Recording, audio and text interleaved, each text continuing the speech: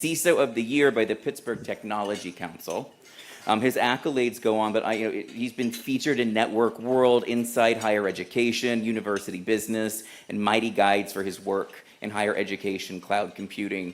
He speaks at conferences here regionally, but also nationally, on topics ranging from leadership, cloud computing, information security, and the list goes on. Today he's going to take us through in his hour that he's so nice to spend with us. Can you secure it all? How protecting a university from cyber attacks can educate others. So Tom, the floor is yours. Thank you very much, Andrew. Appreciate it. Well, such an introduction, it's really great. First of all, the title I have is very long, so it doesn't fit on LinkedIn anymore, so we'll talk about that in a minute. So can you put my slides up, please? Thank you very much.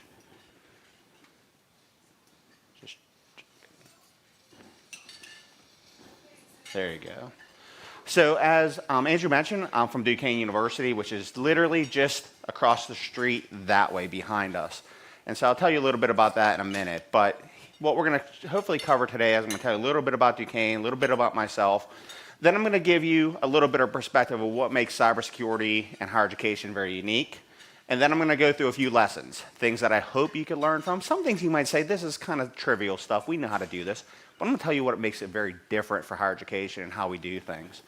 And then I'm going to give you some free stuff, free resources I hope you can take with you, use at your organization, and kind of go on from there. So let's jump in. So tell you a little bit about Duquesne. Duquesne was founded in 1878 by the Congregation of the Holy Spirit. Most of you may or may not know this, but the Catholic faith is broken up into various sects. The Jesuits are well known. A lot of people know about that, but very few know about the Spiritans. We are the Spiritan organization here in North America. Duquesne is the only Spiritan Catholic institution in the country. We were really hoping and praying that a Spiritan would become the next pope. We didn't get that. So we did get a pope that does have connections to Duquesne University. We're really thrilled and privileged for that as well. I just noticed yesterday as well, we have a new bishop, and that bishop actually is a graduate of Duquesne here in the Pittsburgh region. So some great things about us. We are the number 12 school amongst Catholics in the United States in U.S. News and World Reports. We are one of the largest, most comprehensive Catholic institutions in the country. Again, Catholic by founding, welcoming to all. It's a beautiful campus. So really fortunate to be there. It sits up on the bluff. When you get up there, you feel like you're in a whole new world. So I was really blessed to be there and be part of that. About me, I have been at Duquesne now for 9 years. I spent 12 years before I came to Duquesne at Carnegie Mellon University, where I served in a variety of capacities and roles and considerations. I grew up in the Greenfield area. Anyone here from Greenfield? Squirrel Hill, even close enough? I got a Squirrel Hill person. Okay, that's close enough. What's great about this is that I can almost see my parents' home where I grew up from campus. So it's about 2 miles right down 2nd Avenue. And so when I had the opportunity to come to Duquesne, I had told my dad. My dad was like, hey, I think it would be really, really great for you to consider this opportunity at Duquesne.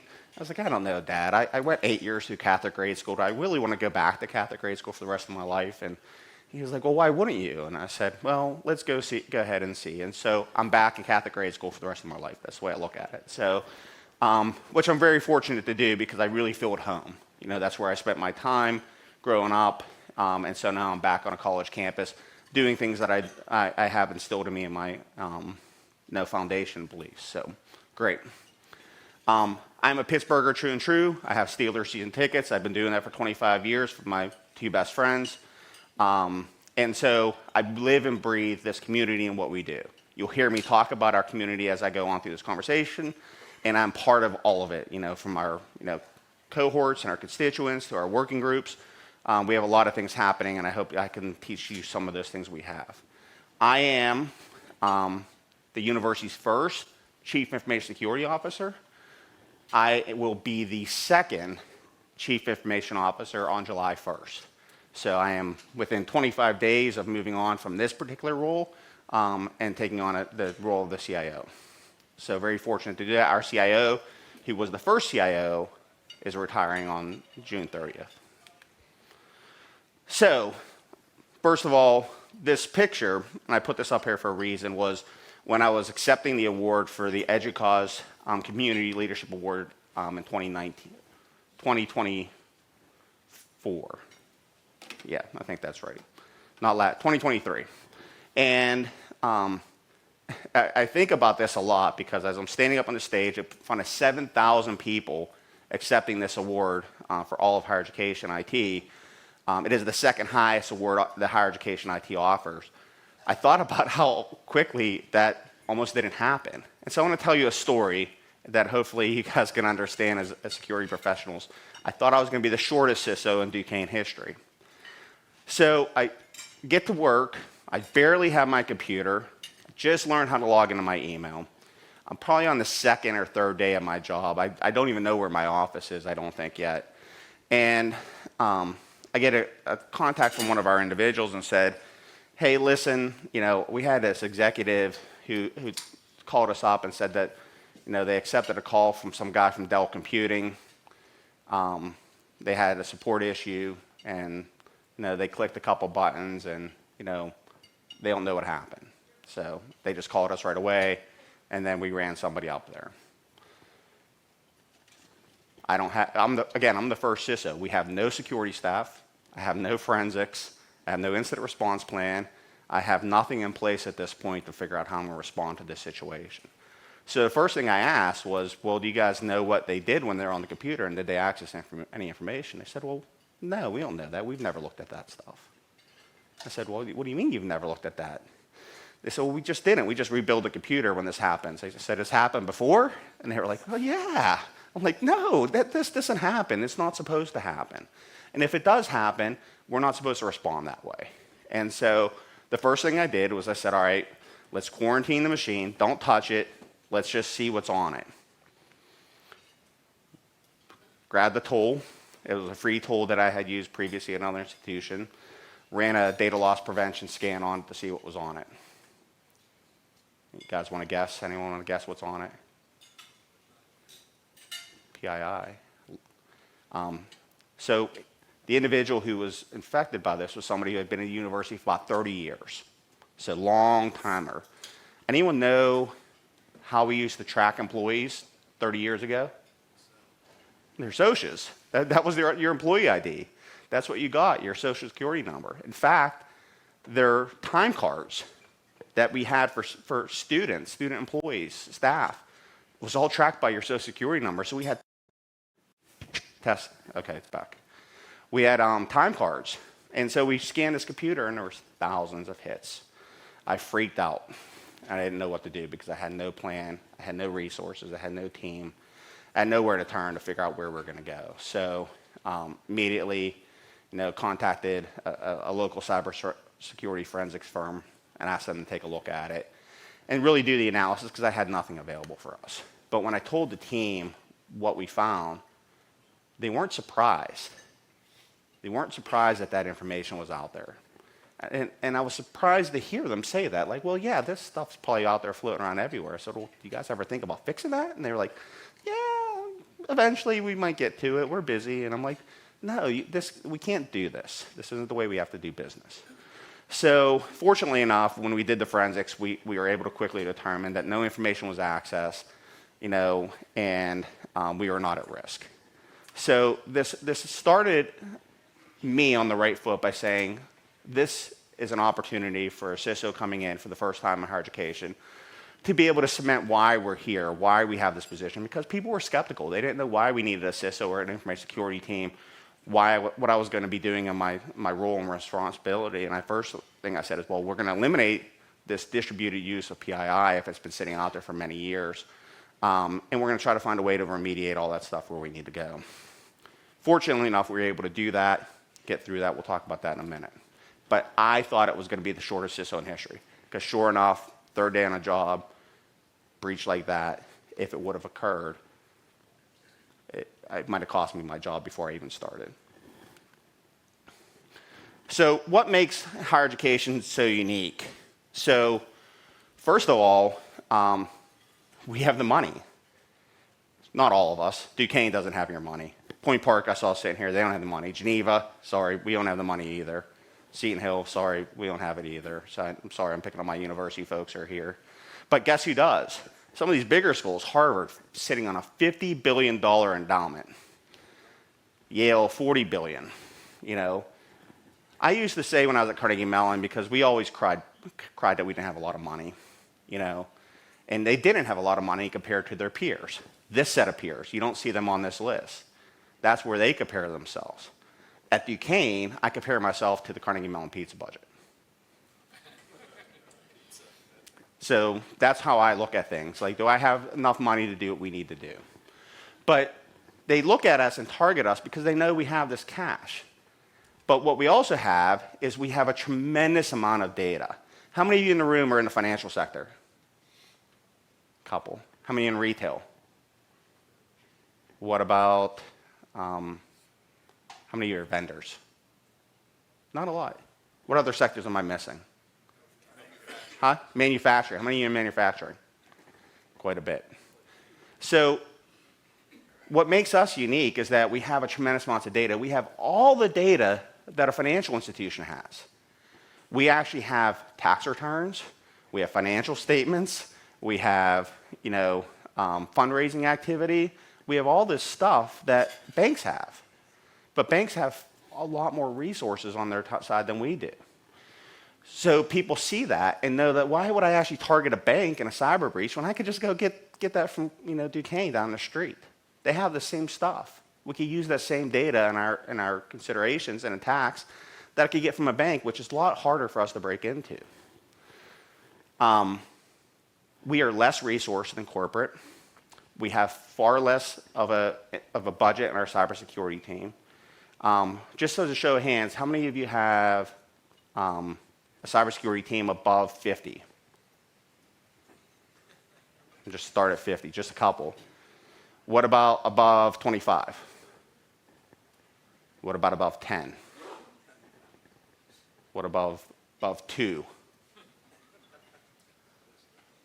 So we, Duquesne, when I started, had a team of 1. Now we have a team of 2. So one of them sitting in the back, so there's 1.5, I guess, of us and another person, so maybe 2.5. So attackers know that. They know that we're not well resourced. They know they won't have a lot of team members. And I'm glad to see that we're not alone, that a lot of you don't have huge teams either. But maybe we should. Maybe we need to have more sizable cybersecurity teams. But we're not well resourced, which makes it really challenging for us to kind of do all the things that a big corporate entity can do.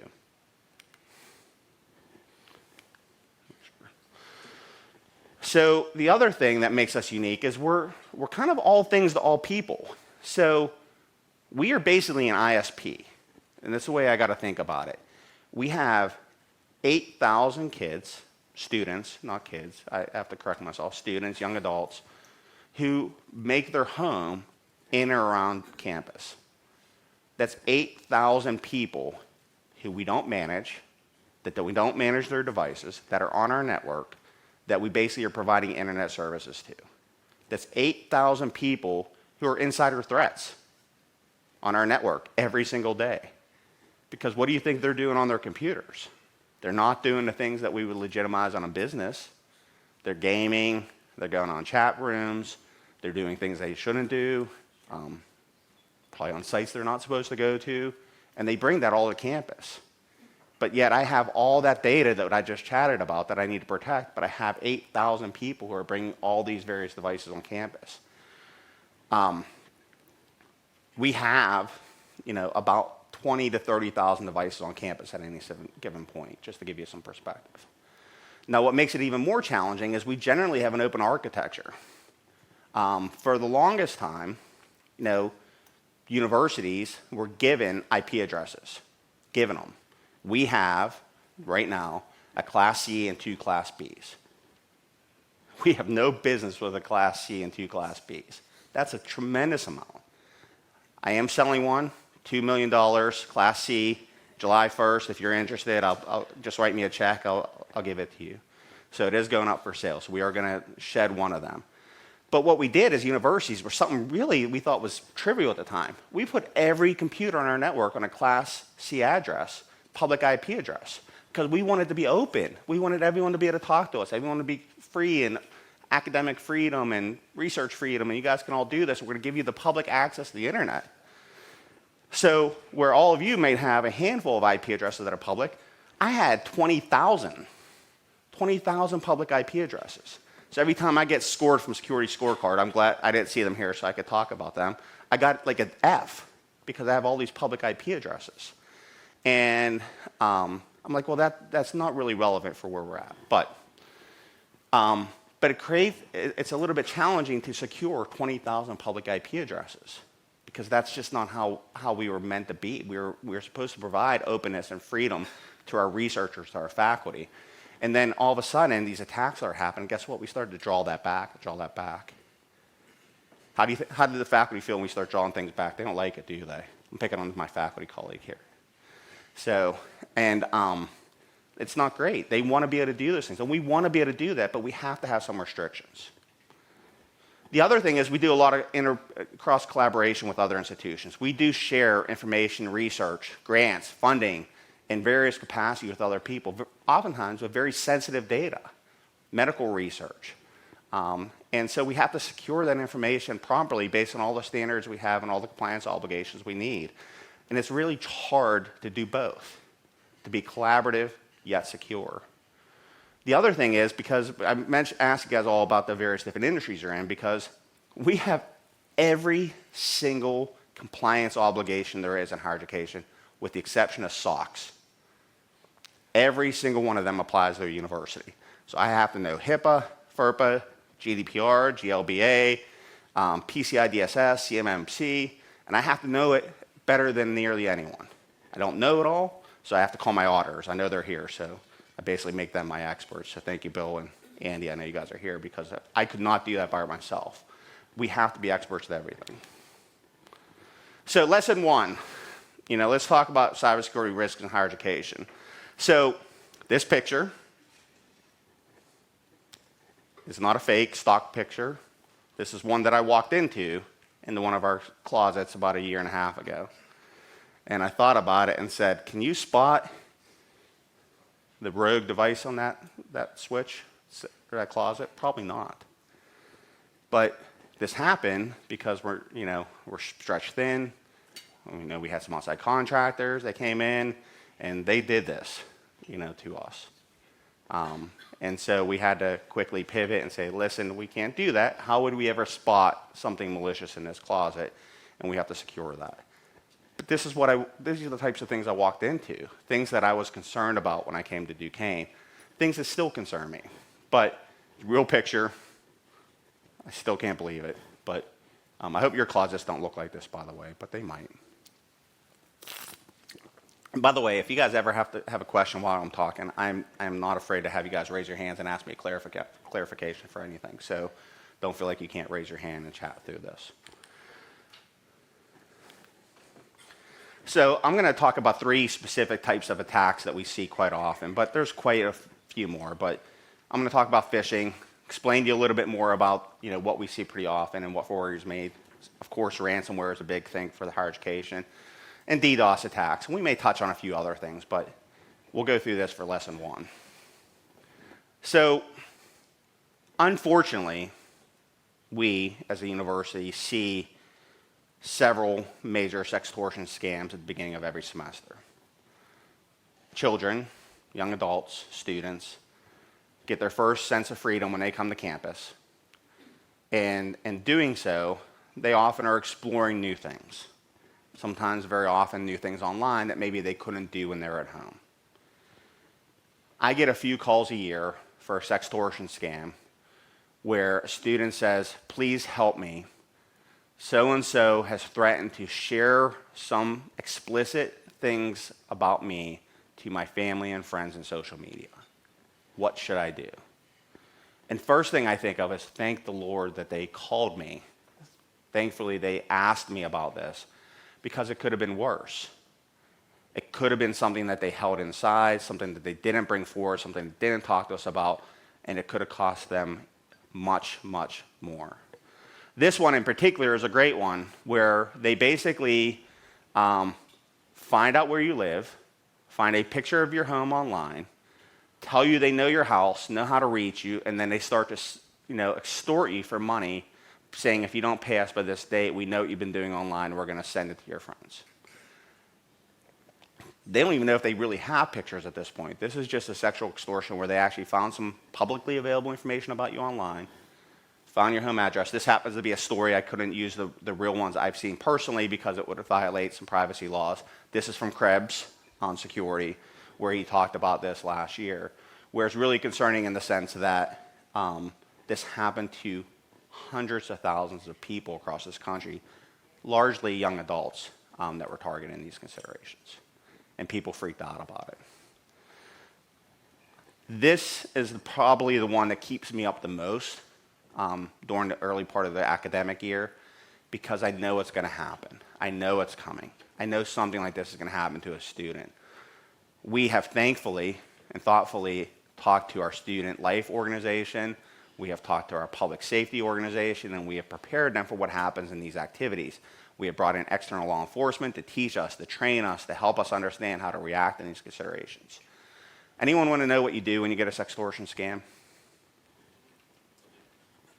Delete it. So just ignore it.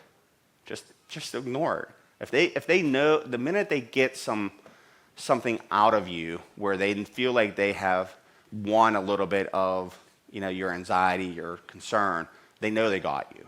They know that they're going to win. So I tell the kids, tell them, say, go ahead, post it, have fun at it, or just ignore it. But if they really are concerned about it, because they are not only just emailing them, they're calling them, they're texting them, they're calling from new numbers and texting them. It's a continuous battle. It is concerning though. So we see this quite a bit. But these results can be costly and deadly. People are being blackmailed. There's quite a bit of stories where people have taken their own lives. In fact, I hear quite often from parents as I'm on the road about this topic, where they talk about the fact that they know somebody whose child took their life because of something like this. So they didn't know how to react. This is something that I think we can all help educate each other on, including people in our community. We have an obligation to do that as information security professionals, to make sure people know what this is. You probably don't see it as much in corporate, but you know who is seeing it? Your cousins, your nieces, your nephews, your friends' kids. Someone's probably having something like this happen to them regularly, and so we need to make sure we stay on top of it. The other one that I get, this is my favorite one. How many of you have ever seen a phishing scam about a baby grand piano?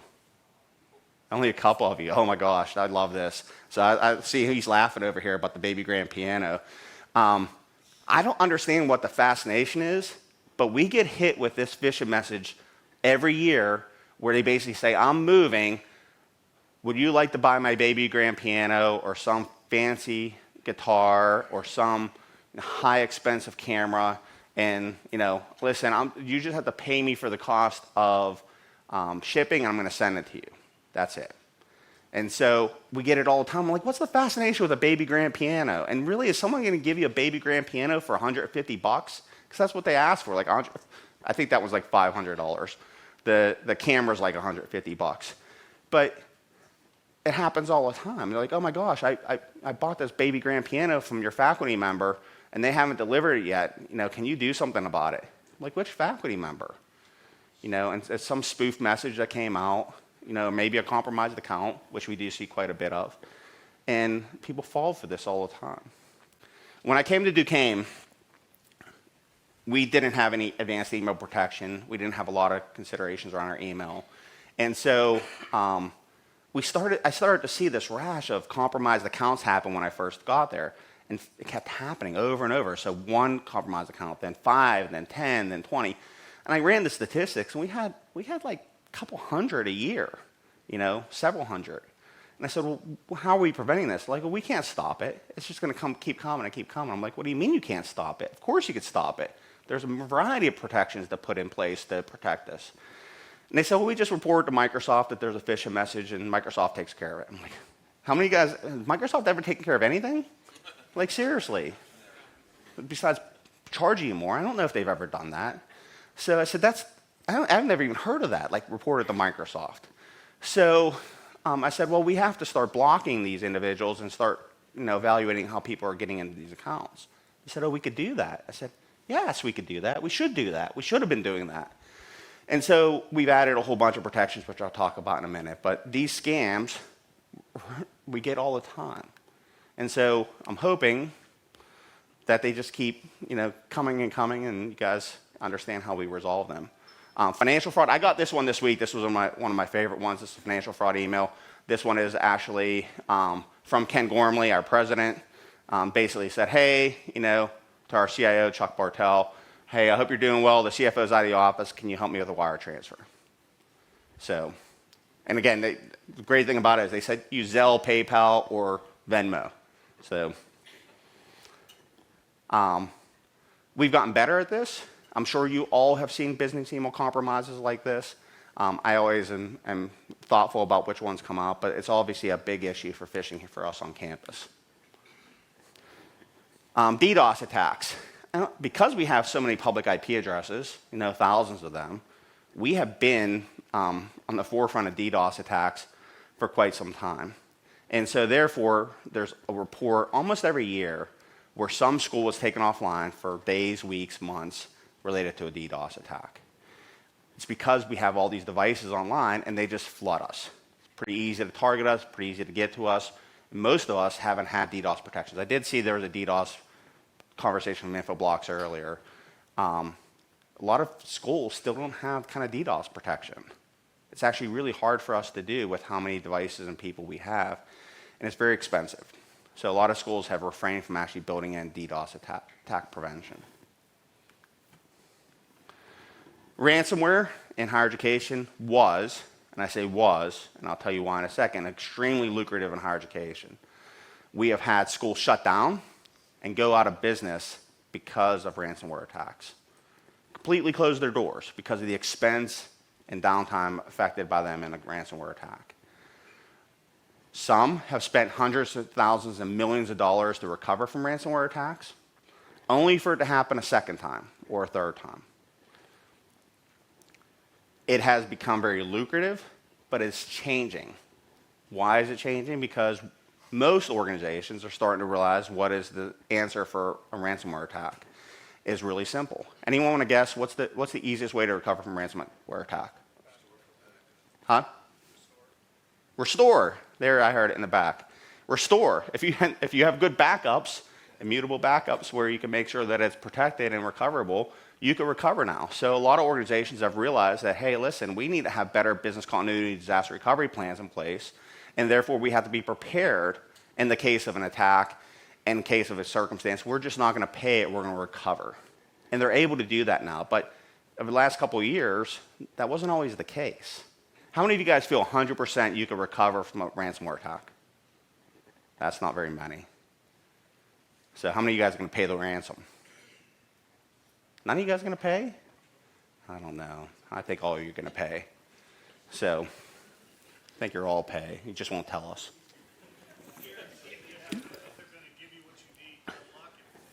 Yeah, how do you know they're even going to give it to you? You don't know. And so I think in the end, boards will say we're just going to take the risk and pay it. Not all of them, but some of them who feel like they have no choice to, they're going to pay it. And so universities traditionally just paid it.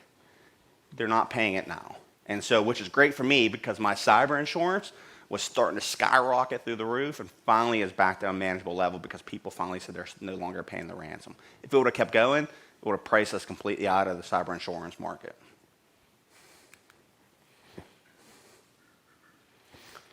So, vulnerabilities. So, all of us have vulnerabilities on our campus. But how do you fix a vulnerability for a machine you don't manage? How do you fix a vulnerability for a professor who has his own individual lab that he's managing his own research, his own computers, his own students, his own access, his own controls, everything? How do we do that? Because those are on our networks. In fact, many times they have their own funding for those own networks. They have their own staff, they have their own controls. In fact, I often tell people, in these cases, it's really hard for us to tell them no when maybe their cyber grant or their NSF grant basically entitles them to do certain things that we wouldn't normally entitle them to do, allow them to do on our network. But they got a grant for it. The NSF said, here's the money for it. So now we're obligated to complete the research. But we may not have the variety and ability to control the network environment the way we need to. So we have to be very thoughtful about that. So it becomes very challenging. So we've been very thoughtful about how we approach vulnerability management and how we maintain a network and how we protect it. So this is one example of where vulnerabilities were exposed in the case of the University of California, Los Angeles, related to the CLOP group exploit. How many of you guys all got hit by the CLOP group? No one, great. I didn't either, thank God. But there was a lot of information that was made public because of that in higher education, because of ransomware, because of those attacks. Texas Tech reported 1.4 million individuals are breached as a result of a vulnerability as well in their organization. Let's see if I got it all. So as we went through this, and this is lesson 1, we went through the same things probably all of you did. We multi-factored everything, like everything. And it was really hard because faculty really didn't like it. I was just talking about a faculty member today who had about 24 machines. And so he was frustrated that every time he tried to log in one of the machines, he had to re-authenticate to his, do a multi-factor. And I said, well, that's the cost of doing business. He said, I want it off of all my machines. I said, that's great. I'm happy to take it off. Tell me how you're going to work when it's not on the internet. He said, what do you mean you're going to take it off the internet? I said, I'm not putting it on our network and on the internet if you actually don't have multi-factor on that machine. And so, of course, they found a way to work through it and found a way to make it happen. But it was surprising how much pushback we got on multi-factor authentication because it was more cumbersome. It was harder. It was more difficult for them to do things they needed to do. And I even got one really good one, which was, how do I share my password with my students now if you put multi-factor on my machine? I kid you not. Kid you not. I probably got about a half dozen faculty members said, how do I share my password with my students for my labs if you put multi-factor on them? I did get a couple, I'm not going to lie, from people who said, hey, how do I share my password with my wife? Or my spouse. So I did get that too. My favorite one, though, is from students who said, my mom wants into my account. Can I give her multi-factor authentication? No, it's your account. You're protected by FERPA. We're actually not supposed to do that at all. And so we had to, we eventually came up with a way for parents to get access to student data a different way in their own system that they have their own access to. But I'm still surprised when I actually run our statistics, it still happens. I know they still have it. They're still logging in their kids' accounts. I'm sure the rest of you in higher education have seen it too, where I'm like, hey, how can you be sitting in Rockwell Hall and then sitting in Mount Lebanon at the same time? Oh, that's where your residence is? Someone's checking and make sure you've got your grades going and did your homework. We did go through pretty extensive efforts for advanced security tools as well. We now have protections to make sure that a lot of these things get caught. Very few things do get past our border defenses these days, but we do get some things. We use Microsoft ATP in a combination with a whole bunch of other considerations. We do pretty extensive cybersecurity awareness training for everyone in the university at this point, and all of that is significantly cut down on those considerations. Do we still have things that happen on our environment? Yes, but because it's so variable, it's still hard for us to manage it all, but it still gets past some of our defenses wherever we need to. But I think we're doing a good job. In fact, our cybersecurity insurance, our cybersecurity auditors just recently gave us a good ranking, so that means we're doing what we need to. And all the stuff that I just said, Bill and Andy, that was years ago. Don't put it on my new report. So, the other thing is we've come up to the conclusion that defense in depth strategy was the only way to protect our data. I like to think of a university, I was telling this to a colleague in the back this morning, we're like 1,000 small businesses working independently. They have their own funding, they have their own budget, they have their own staff. Sometimes they don't even report directly to us. They might be reporting to some government agency on their grant and their considerations. So it makes it really hard for us to consider. The other thing is we have to ensure that we have layers all the way through our organizations. We purposely stick our students outside of our network. They have their own logins to their own network in order for them to come back into access systems and services at our university. They actually have to come back through the firewalls if they're coming at it from their home. And that has been a great asset for us to ensure that we're protecting ourselves, because we could block malicious traffic at the border. Despite the fact that they're working in our environment, we still traffic them all out as if they're coming in from their home address, which makes things a lot easier for us. But you have to do all this. People always ask, well, how do you do it all with the people that you actually have in your team? We only have 2 cybersecurity members, as you mentioned. Well, I purposely made sure that cybersecurity, there's a responsibility for everyone in our IT organization, as a goal for every one of them. And more importantly, we don't just stop at our IT team. We actually go across campus and make sure that all of our partners, all of our units, all of our organizations know that cybersecurity is their responsibility, not mine. I run cybersecurity, but your job is to protect the data and information that you are custodians for, that you're stewards for, and the information that you have been given to from our students and faculty and alumni and donors. It's your responsibility. I am here to help you meet those controls.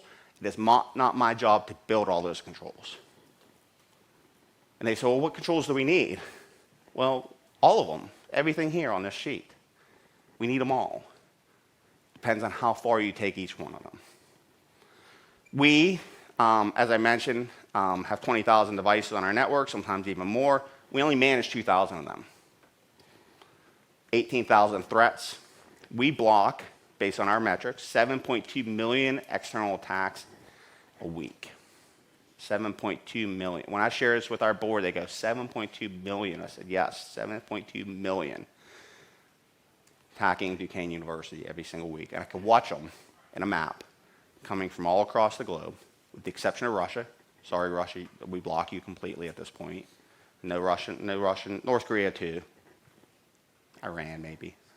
But it's like there's little blocks on the map to show that there's no traffic coming from those countries, but all around the world we can see them attacking us every single day. And so we're always, blocking and tackling through our organization.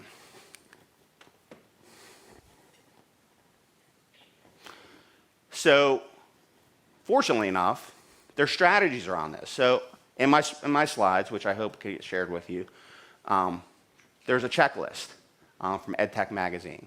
That's the one great thing about education, is that we're not afraid to share how to do all this with all of you. And because we're trying to find ways to solve this collectively as an organization for all of our education, we give it away to everyone. So we actually tell you online how to do this stuff. This is EdTech Magazine. It's one of our most critical assets to make sure we're layering in the defense and depth where possible, protecting the institution's most vital data, while still allowing academic freedom for our faculty, staff, and students wherever we need to. See some pictures, I'll give it a second. We built a very comprehensive program. This is everything our program at Duquesne does. Quite comprehensive for a team of 2. So we obviously can't do it by ourselves. Everyone has to be a part of this. We do actually cover all these considerations. We know who's responsible for it, who's doing what for it, and how we're accomplishing it. And I report on our progress on this to the board once a year to make sure they know my progress in each and every one of these areas.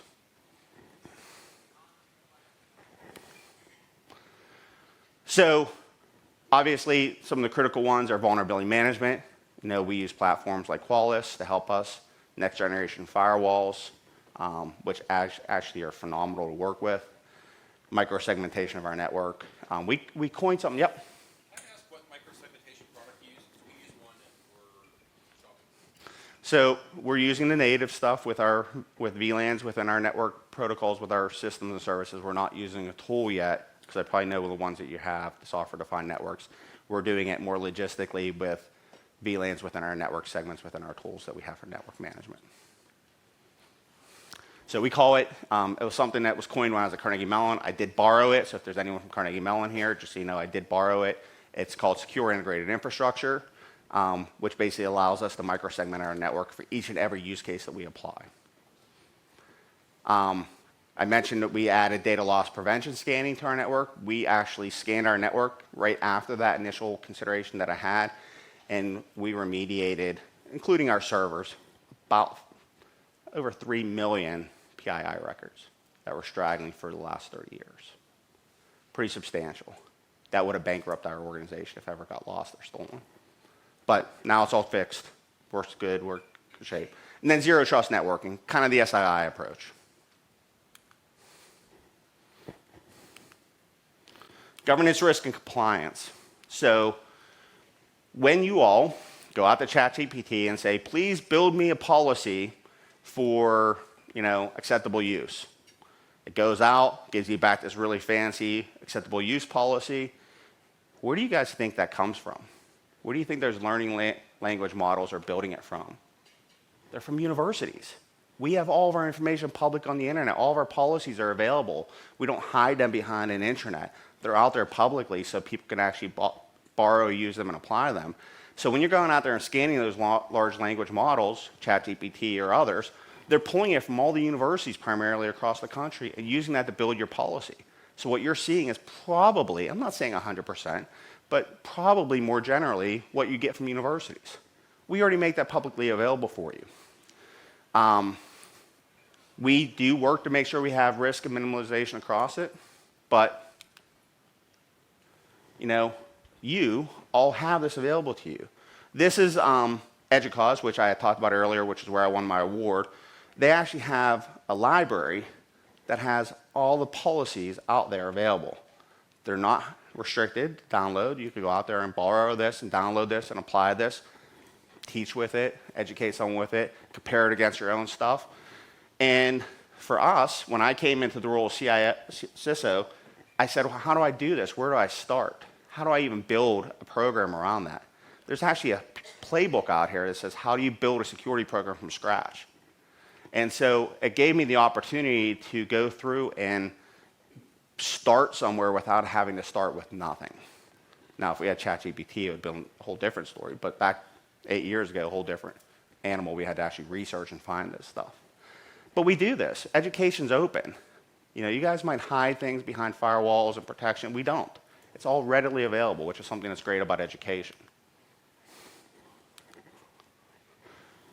One of the things that we did is we built a third-party vendor assessment tool called the HECVAT. And so I'm hoping it plays. I don't know if my AV folks will know this. I'm going to play a quick video for you real quick. Hopefully it plays. I'll tell you a little bit about the HECVAT, and I'll tell you a little bit more about it.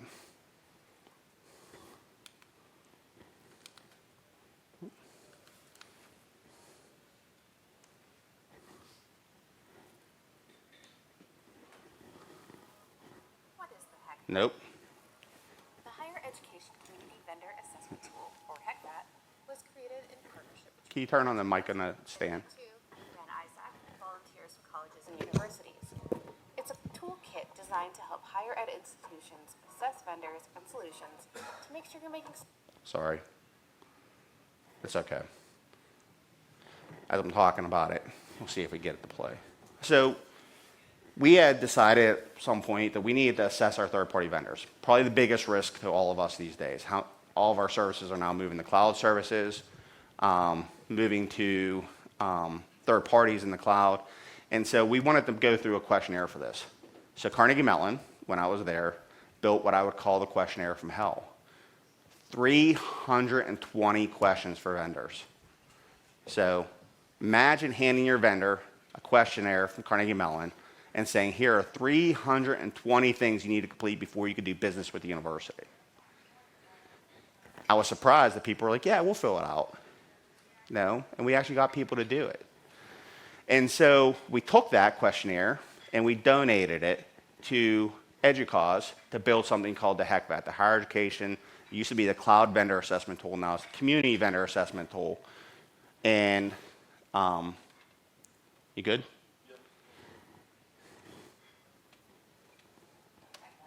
was created in partnership between Educause, Internet2, and ISAC, and volunteers from colleges and universities. It's a toolkit designed to help higher ed institutions assess vendors and solutions to make sure you're making smart, secure choices when it comes to tech. It also helps our corporate community showcase just how trustworthy and secure your services are and streamline procurement processes with your higher ed clients. honestly, if you're not using it yet, you're kind of missing out. For college and university leaders, the Heck That can be a game changer. You get a clear, detailed picture of vendors' cybersecurity, privacy, and compliance standards all in one place. No more hunting down info across multiple websites. No more guesswork. It helps you make sure the vendors you choose align with their campus's needs.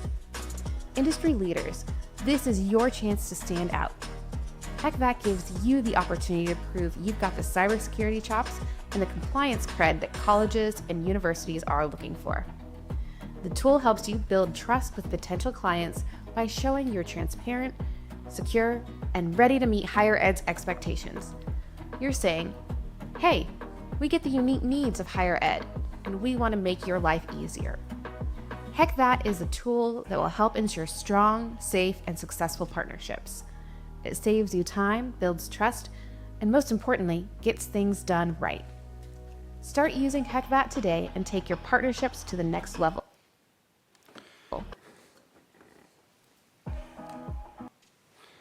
So that tool set that we now have provides scores for our third-party vendors, and we can share across higher education. The thing that's really great about it is that we're all asking for the same thing, and it provides you a score how well they're doing. So things like what compliance mechanism you use, what kind of single sign-on do you apply, do you have a SOC 2, what kind of SOC do you have, are you willing to share your privacy policies, all of that's there. More importantly, this questionnaire is available to you all for free. If you don't have one, you can use ours. If you want to build your own out of the ones you have, download it and change it and fix it. Make it your own. We publicly made it available so that people can apply it and use it in their third-party risk management. We have built a whole bunch of other things here that are in the slide deck as well. How to build a cybersecurity plan. What's the total cost of ownership for cloud services? Some cloud documentation about how to move the cloud and how to think about the cloud. I'm a little impartial to that. I wrote those. So, also, if you don't know this, LinkedIn Learning for libraries is free with a library card for you all personally, which means you have all of the access to CISSP training, all of the access to Security Plus training for free. Again, I'm not encouraging you because it's against our license privileges to use it in your organization, but for you personally as individuals, professionals, and if you want to go learn a certification, it's available on the LinkedIn Learning libraries. Carnegie Library has it, Philadelphia Library has it. LinkedIn may come in and say, why are you telling everyone about this? Because it's there, it's yours. You're part of the library, you're part of the community. Go out and use it. Learn how to use the considerations. By the way, if you ever go to LinkedIn Learning for libraries, Mike Chappell's the teacher. He's a great friend of mine and colleague from Notre Dame. So Cert Mike, I want to pitch him real quick because he does a great job of teaching everyone about the CSSP. So if you've ever taken that course from Mike, it's actually a close colleague of mine. And then the CISO Cyber Hygiene, which is free, obviously, we use that. We continuously have external vulnerability scanning happening for free from services like the CISO group to make sure our environment's free. We also have this program from University of Texas for higher education called DorkBot, which does the scanning. I'd love the name. Texas came up with the name of DorkBot. That's what they use to scan our environment to make sure we're safe too. But love that as well. So collaboration and partnerships. Most of you probably are eligible to participate in an ISAC of some sort. We are part of the Research and Educational Network ISAC. Some of you have the MS ISAC, HS ISAC, things like that available to you. For me, personally, I'm not so sure about those of you in the other ISACs, I think this is probably the single best investment we make as a higher education institution, is to be part of a community like this of ISACs, to hear about threat intelligence and activities happening in and around our area before we actually get it. We have groups here locally, like the National Center for Cyber Forensics and Training Alliance, that actually do this as well. So if you can't be part of an ISAC, the NCFTA has subscriptions that you can actually participate in as well. But join an association, be part of it. This is what higher education does very well, is we actually share information together pretty thoughtfully. A lot of you don't always have the ability to do that because of your organizations, but we do. And again, we can share correctly with folks like the NCFTA to make sure you're getting it as well. These are just the groups that higher education, that Duquesne is a part of here locally. There's a whole lot of them.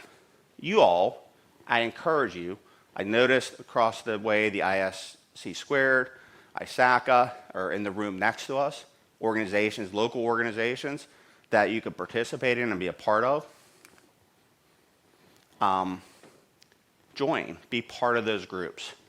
Mike McGraw, who's in the back, is the president of the Greater Pittsburgh InfraGuard Group. I happen to be the vice president of the Greater Pittsburgh InfraGuard Group, which is our private-public partnership between the FBI and critical sectors in the area. I encourage you to please consider joining them. These things that we're talking about here today, the threats and the activities happening in and around our environment, are happening to all of us. And so these opportunities provide the opportunity to share that, to be part of a community, to go to events and learn more things, and have some professional education as well. So there's plenty of them out there. ISSA, by the way, is a great one in the area. They have some really great things happening as well.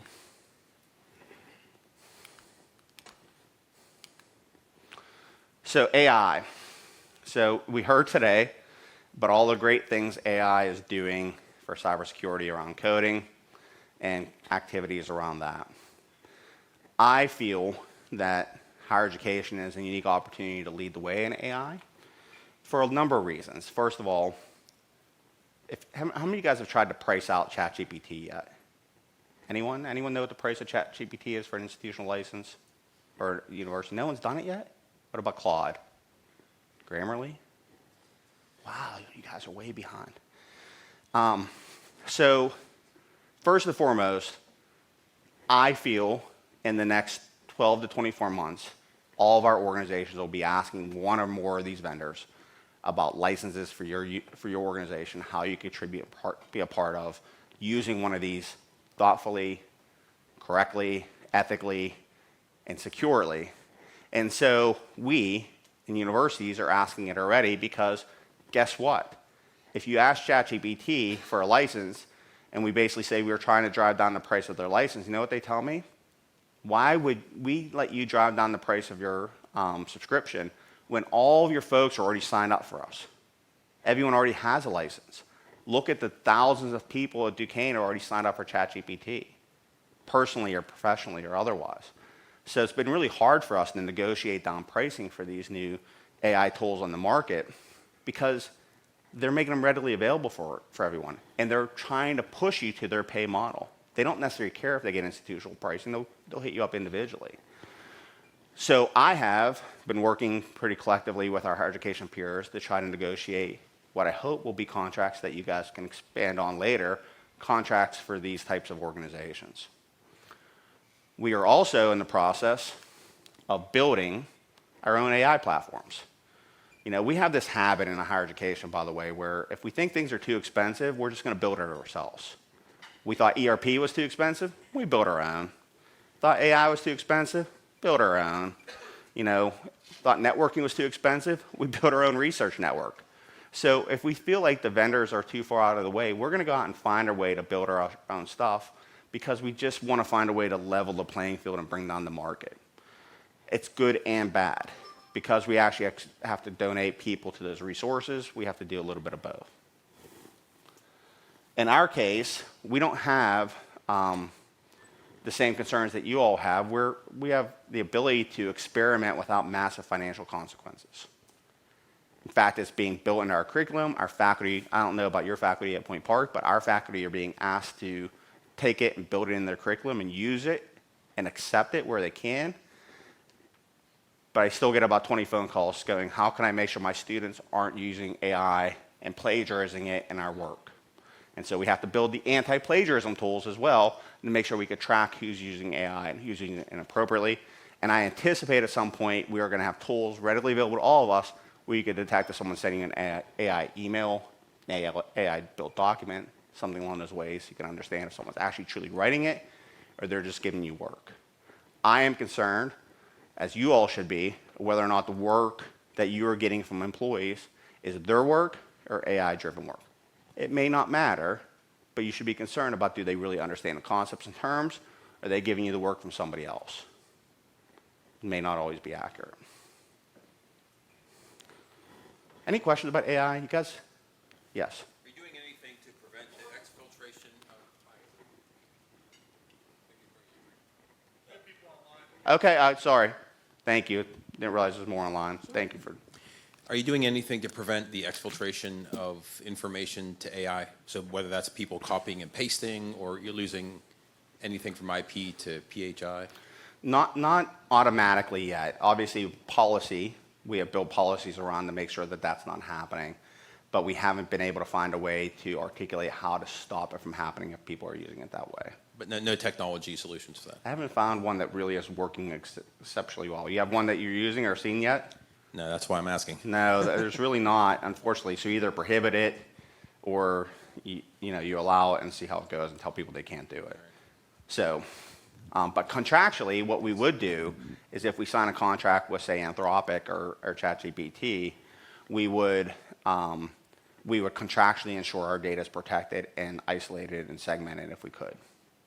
That's our goal, is we want to get the contract in place to ensure our data is protected. When you go to Copilot, you actually get that requirement.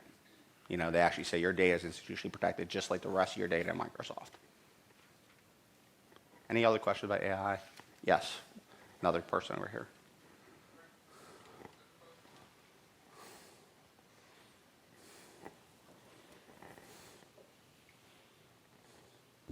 Thank you. So in the morning, one of the presenters said about the long-term effect of people are using AI, so we are going to lose the skills. Yeah, it is concerning that people are not going to have the same knowledge, but I have a double-edged sword here. I think that might not be bad, because sometimes the skills you had 10 years ago aren't relevant today anyway, because something modernized that and moved us forward anyway. So maybe it's okay to move past that. But if you lose the logic and the thought process of how those things are developed, I think that's where we're going to be in a more of a difficult challenge. Yeah, and he touched that flow state. If we are using AI, we are going to lose that flow state, and how that education is going to address that, right? I don't know yet. I guess that's my easy answer for that one. I don't know. It's a great question. It's probably something I'll have to think more about. Was there anyone else who had their hands up? Yes. So there was a question asking about tools with regards to AI. The InfraGard chapter in Pittsburgh had an event a few months back regarding AI and the use of it in governance. And we did have a speaker there from Prompt Security.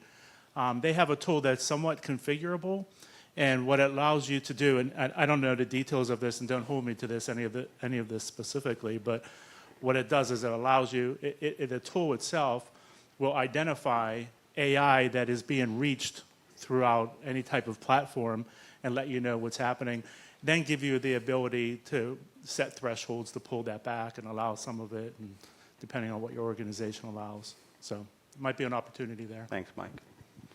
All right, I know we only got a couple quick minutes left, so let me kind of finish the last couple things. Yes, 3 minutes.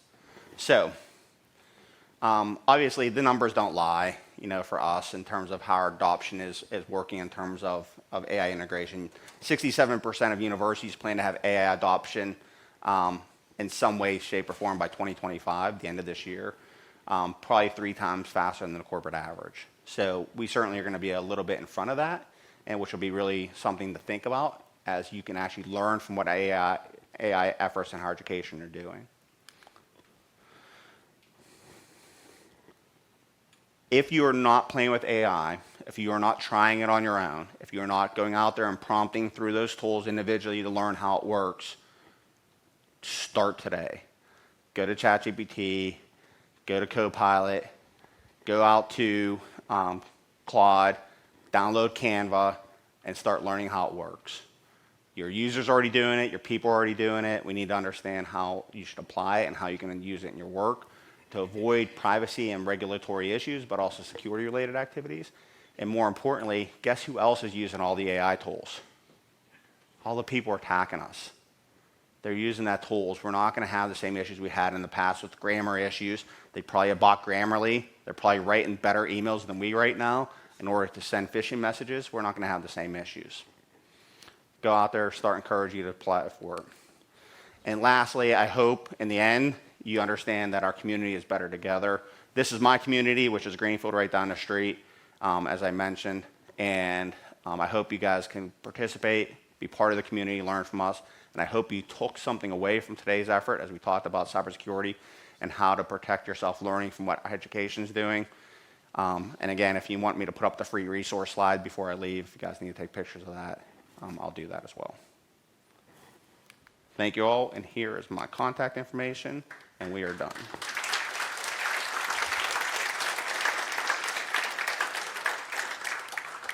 Sorry, you want the contact information back up? I went too quick.